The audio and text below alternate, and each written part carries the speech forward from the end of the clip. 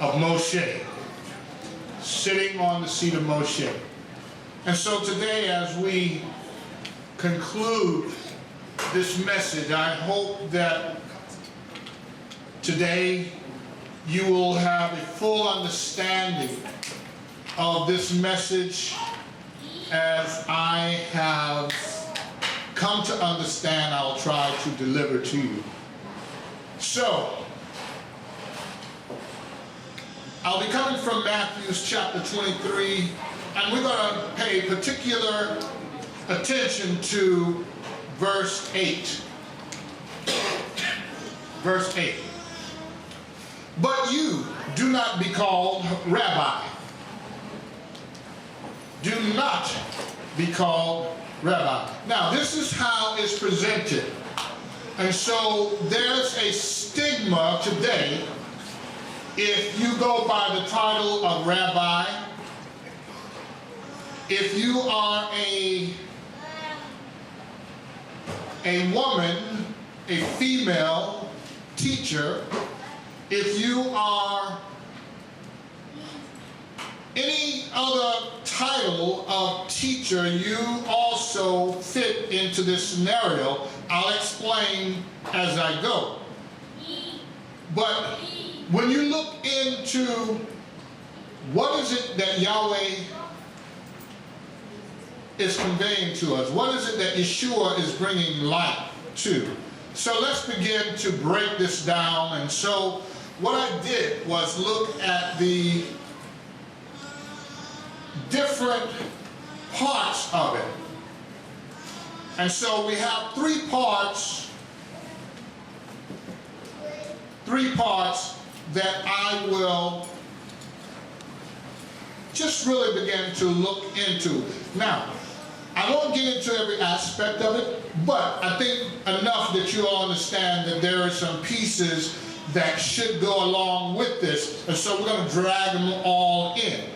And because I've already laid the foundation of this, I can move a little faster than I normally would on trying to translate some things that are not readily available as far as understanding. Now, as far as verse 8, and we'll understand it from verse 8 through verse 11. We'll look at how it reads. But what is rabbi? Rabbi is a spiritual guider. The other part is father. These are the three parts that are being spoken of from Matthew chapter 23, verse 8 through 11, and we will look at each part. But I want to lay the foundation once again with what parts are we looking at, because when they stop at call no man rabbi, they don't go to verse 9. They never got to verse 9. I have not yet heard one preacher or one person speak about verse 9. That's verse 8, call no man rabbi. Verse 9 says, call no man on earth father. And then verse 10 says, call no man leader. Now, do you think he's stopping at man in each of these? Let's look at father. You have both a mother and a father. Yahweh created both. He created the father, Adam, then he created who? Hava, and she's called what? Mother of mankind. And so if you can say, call no man on earth father, then that means you also call no woman on earth mother. Because all of these are tied into fatherhood. And there's no father. I guarantee you this. I'm going to give you a fact that nobody can dispute. No one. You can't be a father without a mother. That's right. Right. It just can't happen. Now, I understand we can find ways around, adoption, but a biological biological father cannot happen without a biological mother. It cannot happen. It is impossible. It's impossible. So therefore, call no man father on earth, no man mother, no woman mother on earth, or no leader. Now, and I'm digging a little more into this because I know that I've laid the foundation already, and I'm going to go back and read it. We'll see it, we'll look at it, but I want you to see exactly what Rabbi is talking about here. So leaders of the community or your economic resources can be a president. Are they leaders? It can be the chairman of the board. Are they leaders? Oh, it can be a boss on the job. Oh, that's tied to our pockets. Can they be a leader? Yes. When you walk into the job, whether it's male or female, you will gladly sit down across from the person at the other end of the table across from you and say, I will accept this job based on whatever you two agree with. Now, I see nowhere where it has been written that the only boss or the only hiring person can be male. In today's society, we see both male and female as bosses. Matter of fact, we have a few around here that have reached statuses where they have people working under them. And so I know this for a fact that we have female leaders. But it says, call no man leader. But when it's tied to your pockets, we can kind of let that slide. And so, of course, I'm talking to those without Torah, those without law, because at some point you come and you believe that since we are no longer under the law, that we get rid of all of Torah, we get rid of rabbi, we get rid of teachers, and so they become what? Pastor. Oh, let me go back and get that. So here's a new way that even some of our brothers who are coming into the walk get around this. Oh, I'm Moreh. Moreh. So what is a Moreh? Moreh simply means teach. But rabbi means teacher. There's another definition. My great one. Let me stick with teacher for a moment. Let's use Moreh. Moreh is the verb teach. That's what it do. That's what it does. Teach. You are teaching. And so when you become a teacher, or when you are teaching, you are a what? Teacher. Which is rabbi, which is the noun. So rabbi being the noun of the subject, teacher. So once again, explaining my analysis of cultural traditions and social norms, we have rabbi, who is a spiritual guidance or guider, father, who is also a moralistic guider of the family, and that's who Yahweh charges to lead and guide the family. And then you have your leaders of all types of titles, whether they're politicians or spiritual leader. There's all types of leaders. Now, let's look at Matthew chapter 23, verse 8 through 11, and begin to put it into perspective. But you do not be called rabbi, for one is your teacher, there's the definition, the Messiah, and you are all brothers. And do not call anyone on earth your father, for one is your father, he is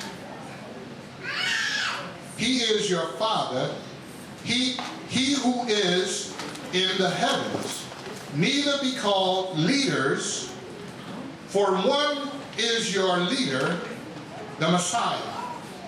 But the greatest among you shall be your servant.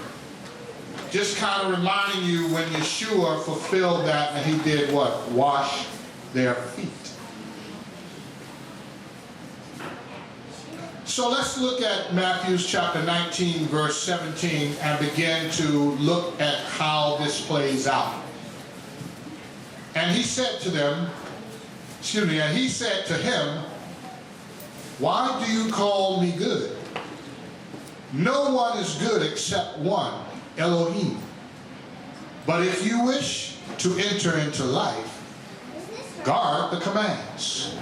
And so here is Yahshuah himself being a servant, remembering when he took his garb and girded his loins and began to wash the feet of the disciples and the called out ones. What was he doing? He was humbling himself down to a servant. Look right here. Someone called him good master, good master. And he replied, why do you call me good? None good.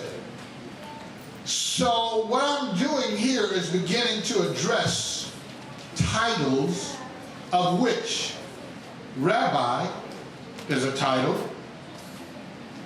Father is a title, it's not a name.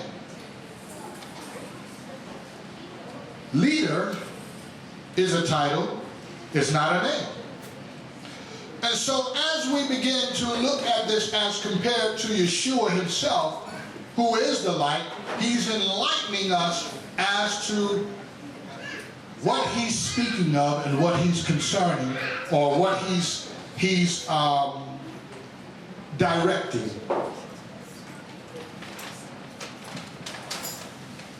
So we're still really looking at Matthew chapter 23, verse 1 through 4.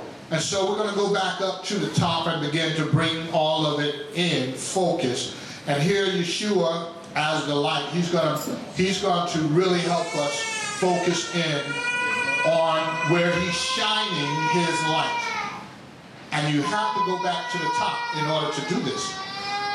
Then Yahshuah spoke to the crowds and to his taught ones, saying, the scribes and the Pharisees sit on the seat of Moshe.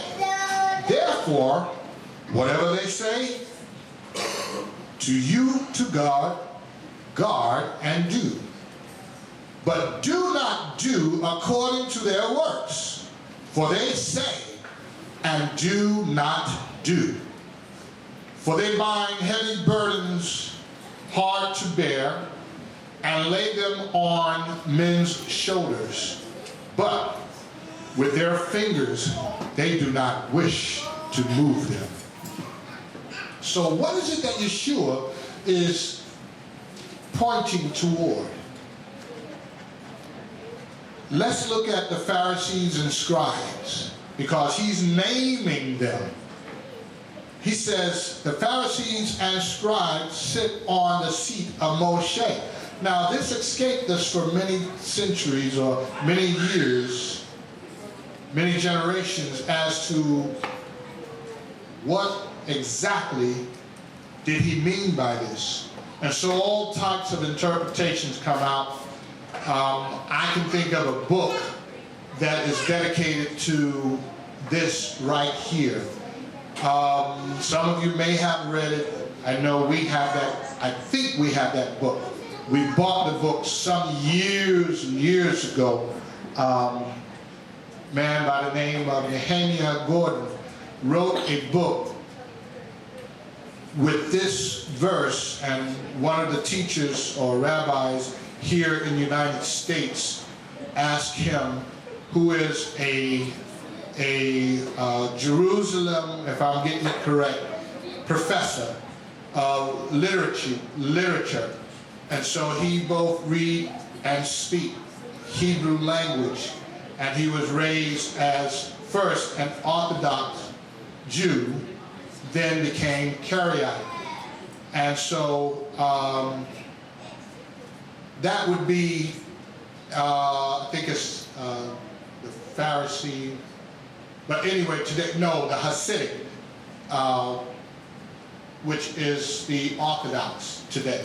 But anyway, he wrote a book called The Hebrew Jesus versus the Greek Jesus. And so he wrote a whole book on this, and I read a lot of it, but I really, I didn't get what I needed then. So I give you what I have now based on years later and what Yahweh has revealed to me, continuing to study this out.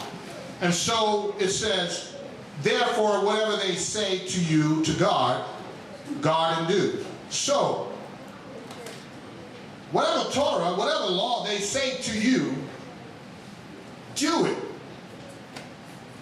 That's kind of confusing, because when you say, as our Messiah, whatever they say do,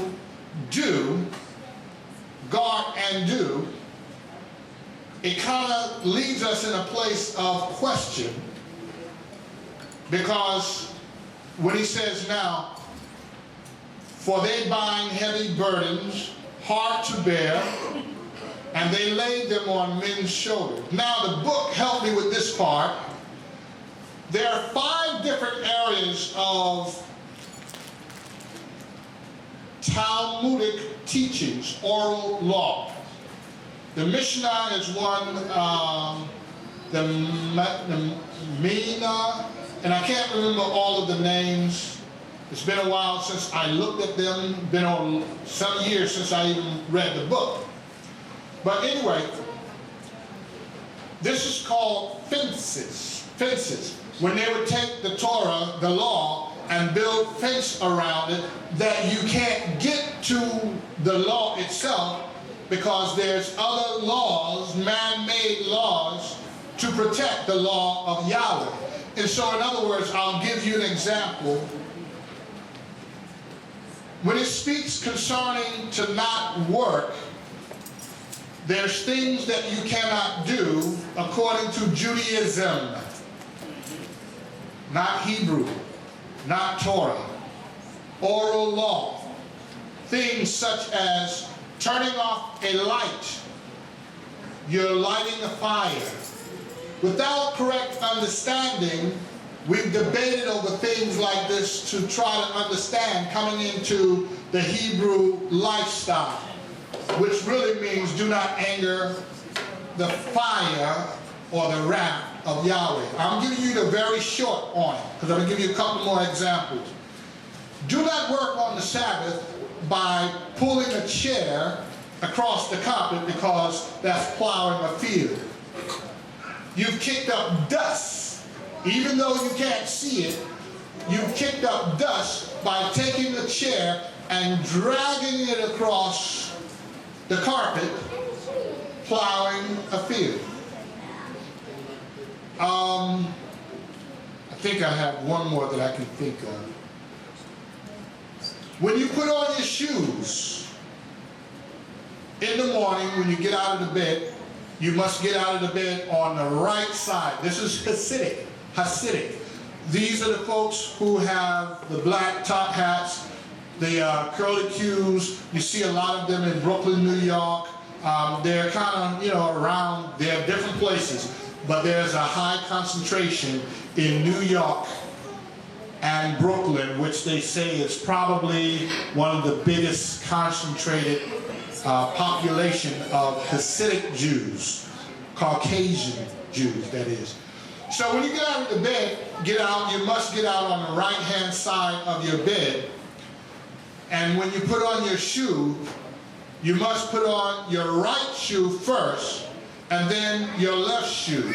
Do not tie either of them yet, Because you must go to your left shoe and then go back to your right shoe, tie your right shoe, then tie your left shoe.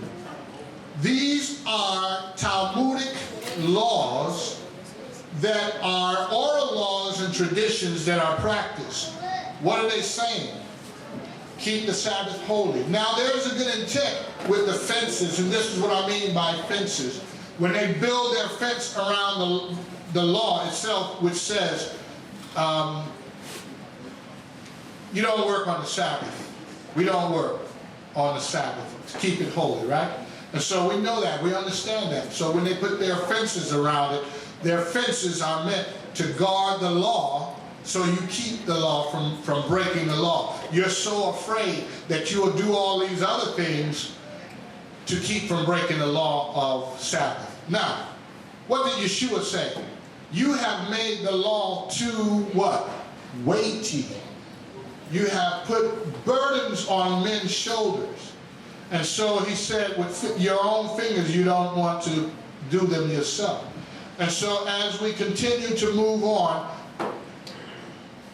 let's be sure to put a pin in right here, because as I move on, I won't come back to this verse. But understand, who did he name? The scribes and the Pharisees.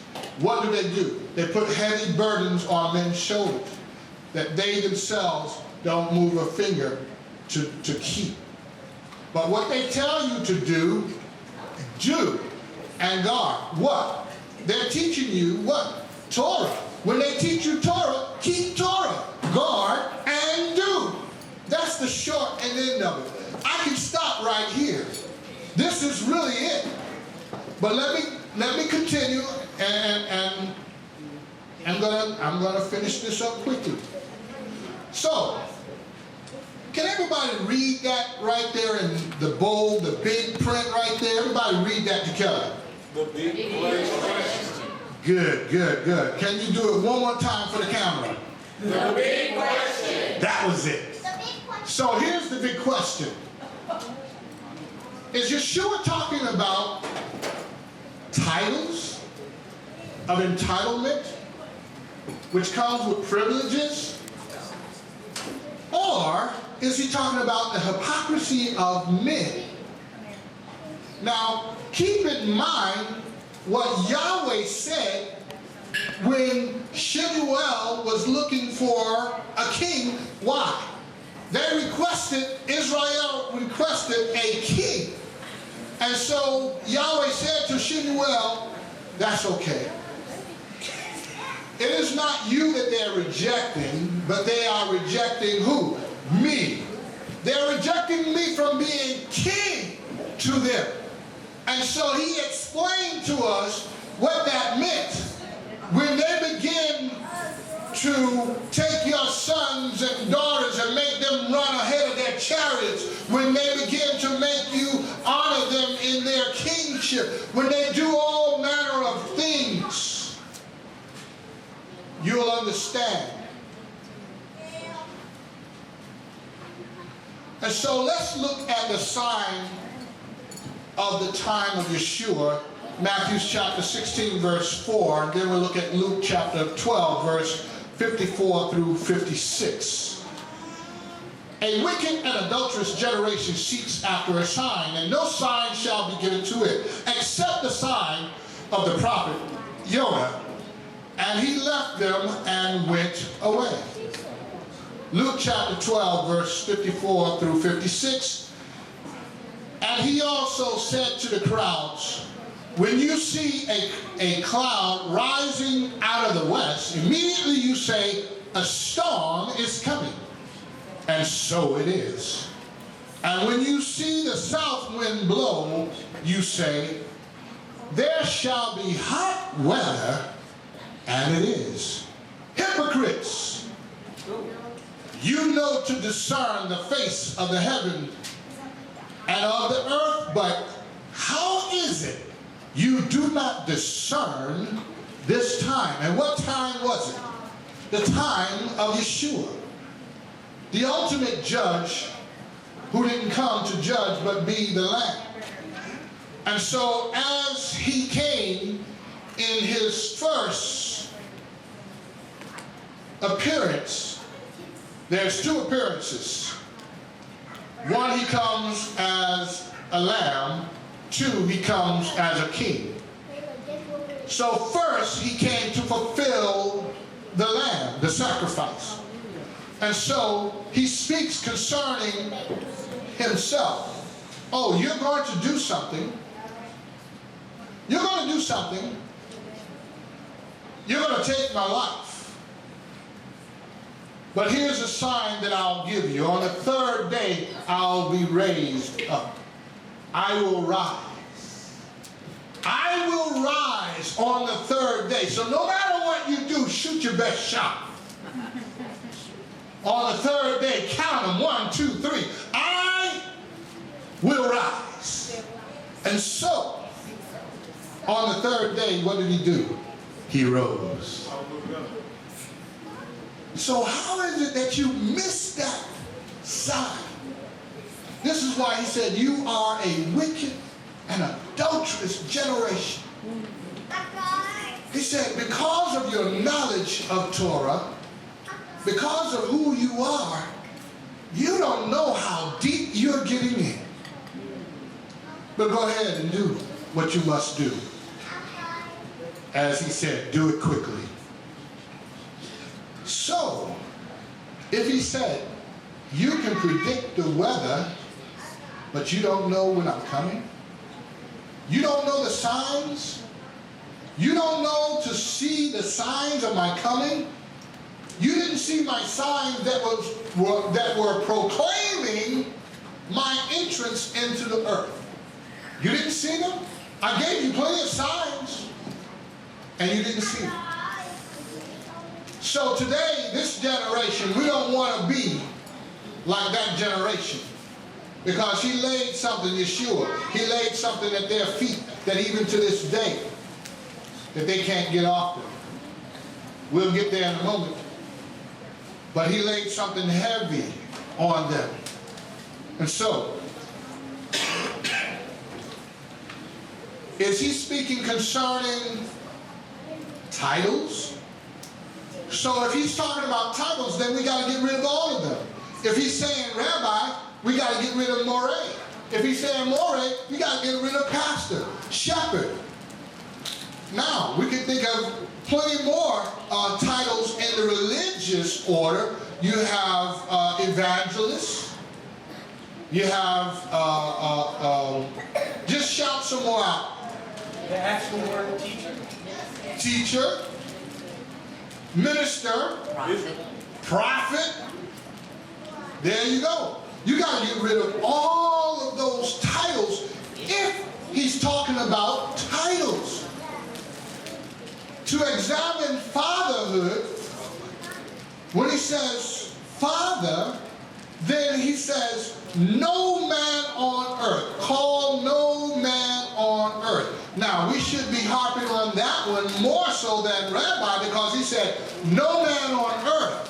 So you mean to tell me when he said, Abraham, look to Abraham, your father. When he called Abraham a father, was he breaking Torah? When he called your mother, look not upon your father's wife, for she is your mother. Look not upon your father. So all of these titles that he used, did he break Torah?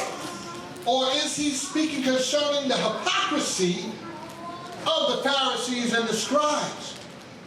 Within chapter 23, of which he said 8 times, hypocrites, hypocrites, hypocrites, 8 times.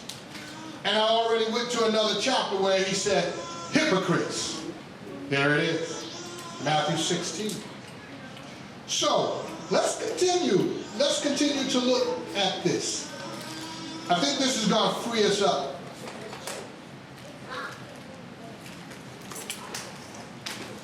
Matthew 23, verse 33 through 36. Let's look at the children. And you know, if you use the word children, that must also denote father somewhere, right? So let's look at the father of the serpents. Verse 33 through 36. Serpents, brood of adders, how would you escape the judgment of Gehenna? Because of this, see, I send you prophets and wise men and scholars of the scriptures. Some of them you shall kill and impale, and some of them you shall flog in your congregations and persecute them from city to city, so that on you should come all the righteousness or the righteous blood shed on the earth, from the blood of the righteous Abel to the blood of Zechariah, son of Barachiah, whom you murdered between the temple and the altar. Truly I say to you, all this shall come upon this generation. Now that's heavy. Upon what generation? The generation that meant Yahshuah didn't see him coming. They saw him coming, but they denied him being there. And so the Torah announced his coming. We'll get to that scripture as well. But as the Torah, if you are a Torah scholar, you cannot help but see the signs that says when you see these signs, know that summer is near. When you see these signs, you know that he's coming. I slipped into the brick there, but I'm going to bring it back. But understand the signs. And so what did they do? They killed the prophets who spoke to us concerning his coming. Why would you kill off the prophets who are proclaiming his coming? Is it that you don't want to hear them? And so what is it that delighted you so much about these titles that you desired the title more than righteousness? And so let's continue to break it down and understand. So he says, truly I say to you, all this shall come upon this generation. So the blood, since the Torah was given to the time of Yochanan, the immerser, he's saying, I'm placing all of that blood on your head. This generation, this wicked and adulterated generation. That's scary. Because now he's saying, I will make you responsible for blood that was spilled before you was even born, before your mama and daddy even thought about you. I'm going to make you responsible for the blood that was shed of all the prophets and the priests. That's a scary thing.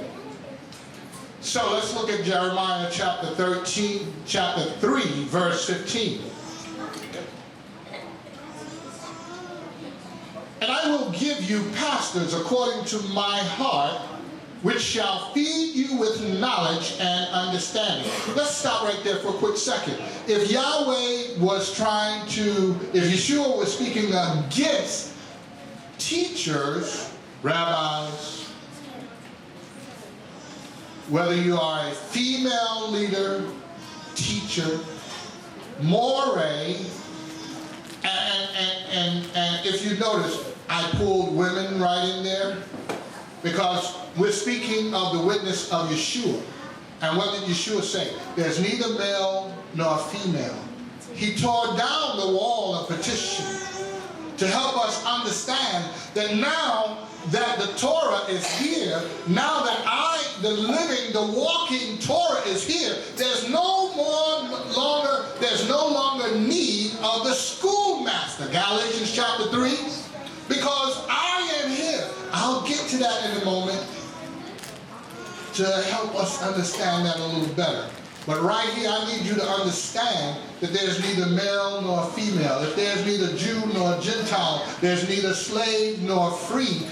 We're all equal in the eyes of who? Yahshuah.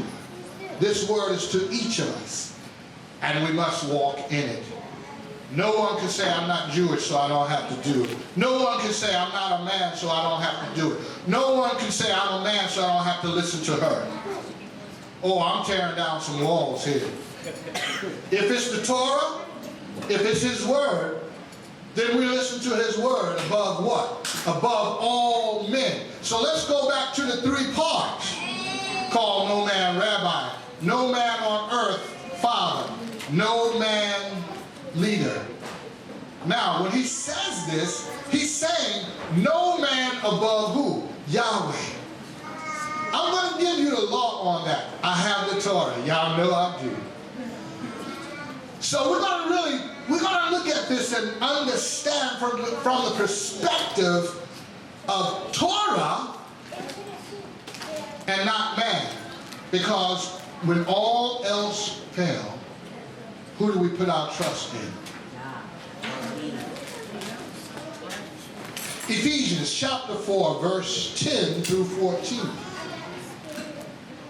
He who went down is also the one who went up, far above all the heavens to fill all. And he himself gave some as emissaries, and some as prophets, and some as evangelists, and some as shepherds, and teachers, and for the perfecting of the set-apart ones, to the work of the service, to a building up of the body of the Messiah, until we all come to the unity of the belief and of the knowledge of the Son of Elohim, to a perfect man, to the measure of the stature of the completeness of the Messiah, so that we should no longer be children tossed and borne about by every wind of teaching, by the trickery of men, in cleverness, unto the craftiness of leading astray. Now, Yahshuah said, what about Hasatan? He will lead many astray, right? And so here's men who are leading many astray. Children of Hasatan. And that's what Yahshuah called them. He said, you are a brood of adders. What is a brood of adders? That's children of snakes. And this is what John, when he saw the ones coming to be mikvahd or baptized of them, trying to escape. Who called you to escape from the judgment? And so, because they understood Torah, they knew that they had to undergo also not only just the Torah itself, but undergo a spiritual change. And so they tried to sneak in, and Yochanan, John, called them out. You brood of adders, children of serpents. And so here we see in the New Testament, we see that Yahshuah says that I'm sending you out, and we see where Jeremiah said, I've given you pastors, and we see in the Brit now where Yahshuah has given what? Emissaries, prophets, evangelists, shepherds, teachers, to do what? For the perfecting of the set-apart ones. When was man ever perfect? In the garden.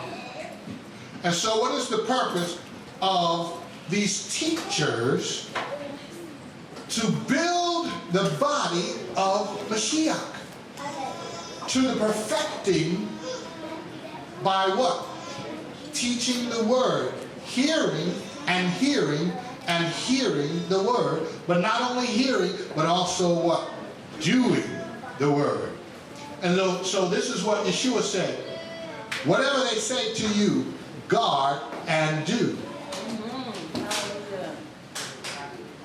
So, is he saying get rid of all the titles?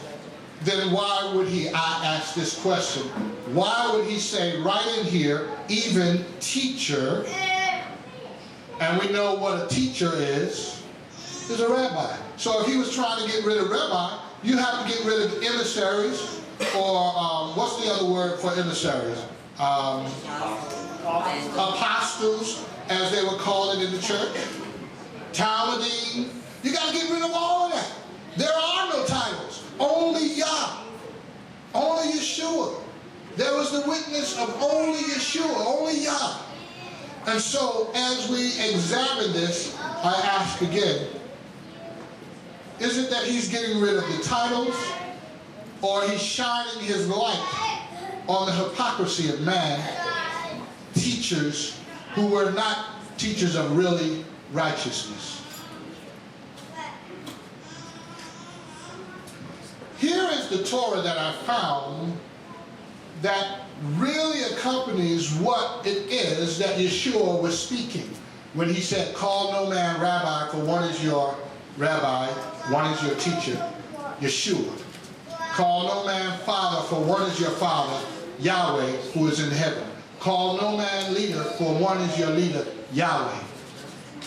So, and actually on that one, he said Yahshua. So, you have both Yahshua and Yahweh who are one. Right here, Jeremiah chapter 17, verse 5 through 10. Cursed is the man who trusts in man and makes flesh his arm. Now, I want to pair that up with call no man rabbi, for one is your rabbi, Yahshua. Now, why would there be in the scriptures, rabbi is called 15 times, and not only Yahshua is being called rabbi?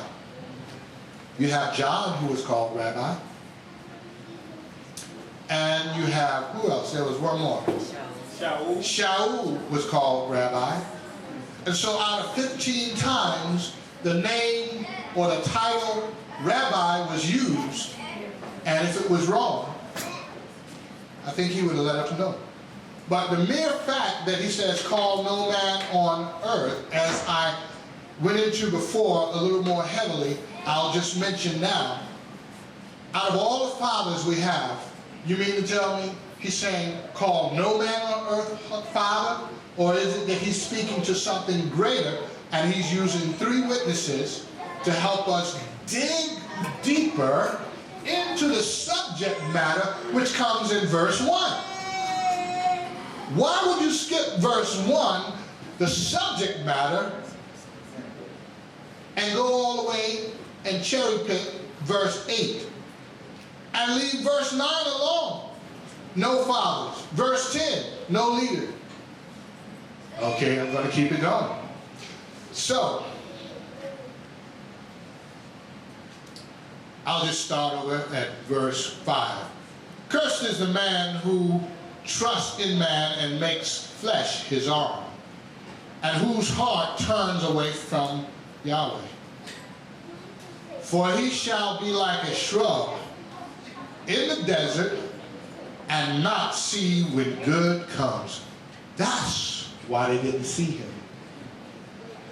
And shall inhabit the parched places in the wilderness, a salt land that is not inhabited. Next bullet. Blessed is the man who trusts in Yahweh and whose trust is Yahweh. For he shall be like a tree planted by the waters, which spreads out its roots by the river, and does not see when heat comes. And his leaf shall be green, and in the year of drought he is not anxious, nor does he cease from yielding fruit. The heart is crooked above all and desperately sick. Who shall know it? I, Yahweh, search the heart. I try the kidneys and give every man according to his ways, according to the fruit of his deeds. So right here is the Torah that Yahshuah is really pointing us to when he says, call no man rabbi, for one is your teacher, Yahshuah. No man father on earth, for one is your father, Yahweh in heaven. No man leader, for one is your leader, Yahshuah. Right there he's proclaiming his position as the light. The light has now appeared in the form of man. And we didn't see him coming. They didn't see him at that time. So thank Yahweh, we see him now. So let's look at the wisdom of Torah above all things. Proverbs chapter 3, verse 1 through 7. When I get to the red bold reading, I would like for you to join me in reading. And I want you to read nice and loud for those who are on camera looking at a later time. So, once again, when we get to the red print, I want you to join me in reading. My son, do not forget my Torah, law, and let your heart watch over my commands, for length of days and long life and peace they add to you.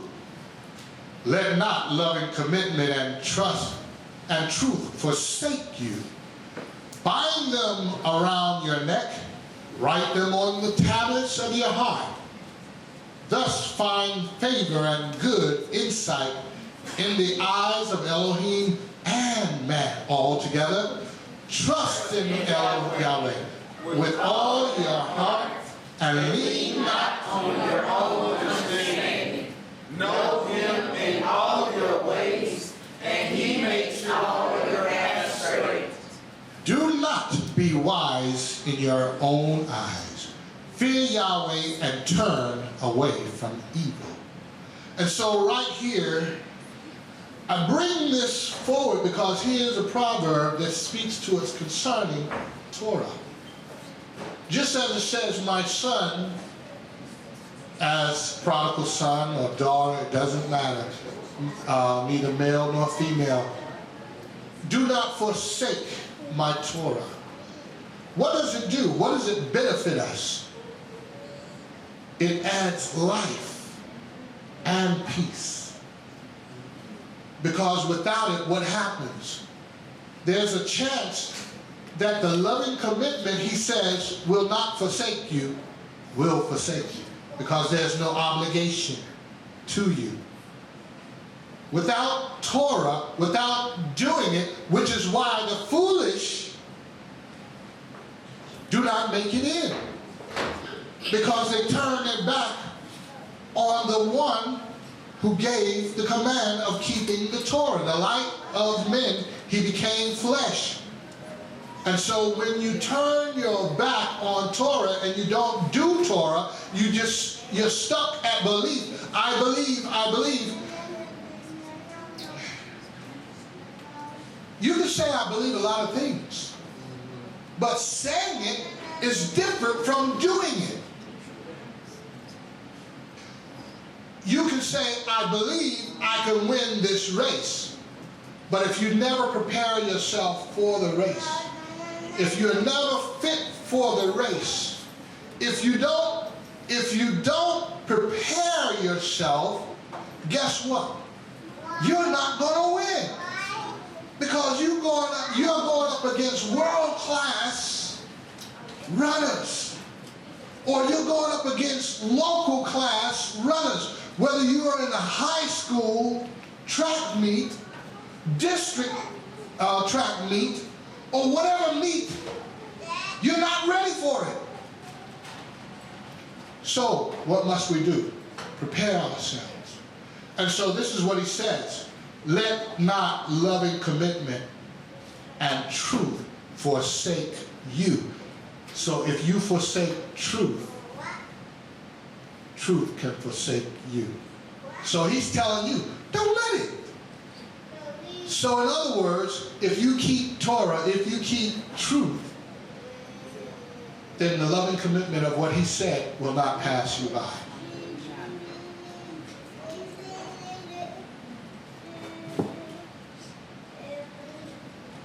So I ask this question. Would Yahweh or Yahshuah, would he break Torah? Matthew chapter 5 verse 19. And you know this is right after verse 17, that he didn't come to destroy the law, right? All right, so here we are. Whoever then breaks one of the least of these commands and teaches men so shall be called least in the reigns of Elohim, or in the heavens. But whoever does and teaches them, he shall be called great in the reign of the heavens. And so what is the reign of the heavens? When Yahshuah, Yahweh, takes his throne in the midst of the earth.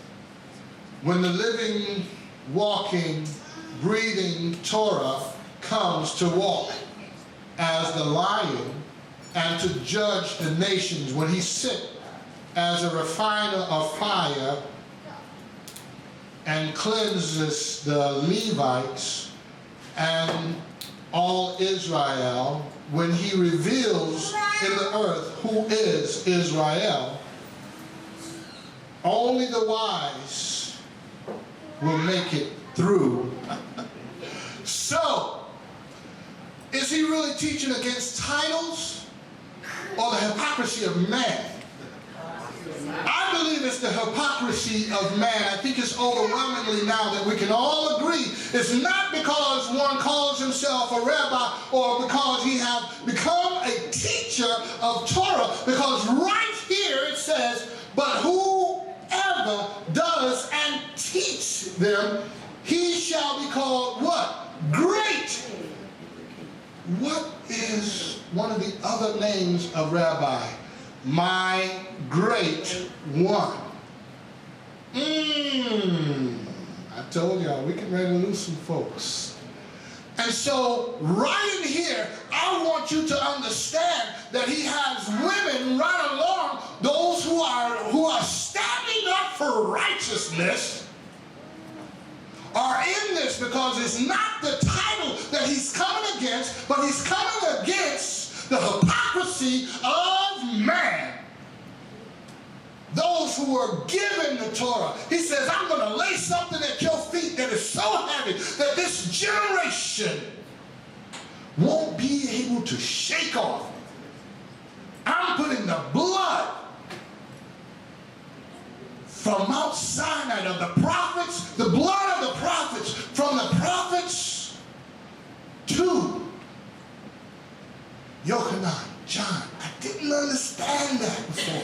I didn't, it took me a while to really come into understanding. But to go from the prophets to Yochanan or John, I'm like, John was before him. John entered in and he proclaimed Yahshuah. So we have the prophets bringing in misinterpreted Torah. We have the priest who's teaching the Torah. We have the kings who's supposed to set up laws and regulations around the Torah. And we have prophets who are being murdered. I'm laying all of this at your feet. This generation will be charged with the blood of those that came before you because of your wickedness. And so, my great one, my teachers, teach Yahweh's Torah. The question was asked, who shall be the greatest in your father's kingdom to come? Remember they asked that about the two sons and Yahshuah. He pointed to something that was awesome when he said, I can't. But if they will follow me, they can't go into what I'm about to go into. But what was he really saying? That Yahweh shall sit them in seats of greatness in due season.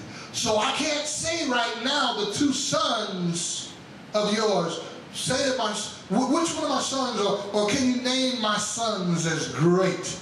And even and y'all help me because I'm hitting a great spot here. But I think it was also did the apostles or the called out ones, did they also have a little piece of who was the greatest? Because you got Shaul, you got Kepha, and so there was like, you know, this unspoken contest as to who is the greatest, and it's no competition as to who Yahshuah chose. Upon this rock I shall build my what? Assembly. So I'm not going to go into a tangent here because I'm almost finished and I want to close this out. And so,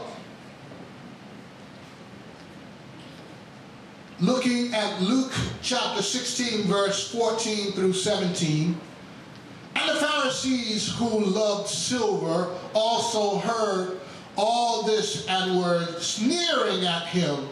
So he said to them, you are those who declare yourselves righteous before men, but Elohim knows your hearts, because what is highly thought of among men is an abomination in the sight of Elohim. The Torah and the prophets are until Yochanan. Since then, the reign of Elohim is being announced, and everyone is doing violence upon it. And it is easier for heaven and earth to pass away than for one tittle of the Torah to fall.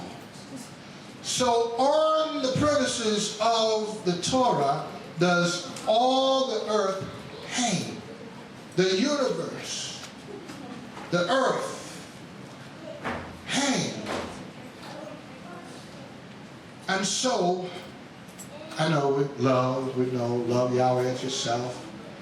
But when we look at all of this, what he's saying is, since Mount Sinai, or since Torah and the prophets, this was being proclaimed. And y'all missed it. I'm here and y'all missed me. You can proclaim the weather, but you didn't know my coming. And so I say today, let us not miss his coming. Because I see his coming. What do we look at? The signs. We look at the signs of his coming. Signs and wonders are telling us that he is coming. And so I'm going to close out with this frame, Galatians chapter 3, verse 24 through 29.